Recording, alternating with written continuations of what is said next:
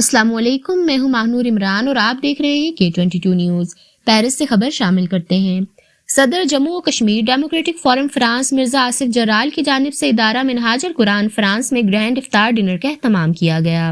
Paris کی معروف کاروباری شخصیت صدر جموں و Kashmir democratic forum France Mirza Asif Jarral اور مرزا انجم جرال نے اپنے والد مرزا نصیر احمد جرال مرحوم کی ایصال ثواب کے لیے ادارہ منہاج القرآن فرانس میں افطار ڈنر کا اہتمام کیا۔ افطار ڈنر میں پاکستان اور آزاد کشمیر کی مذہبی، سیاسی، سماجی اور کاروباری شخصیات نے کثیر تعداد میں شرکت کی۔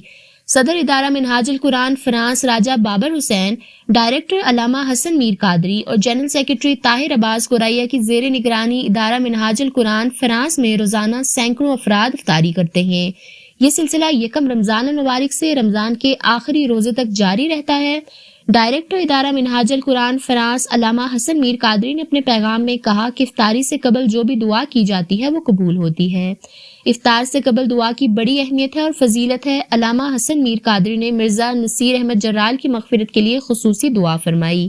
افطار ڈنر میں حاضرین محفل کی پرتکلف کھانے سے تواضع کی گئی۔ افطار ڈنر کے بعد باجماعت نماز ادا کی گئی اور علامہ حسن میر قادری نے دعائے خیر فرمائی۔ مرزا آصف جرال نے آنے والے تمام معزز مہمانوں کا شکریہ ادا کیا۔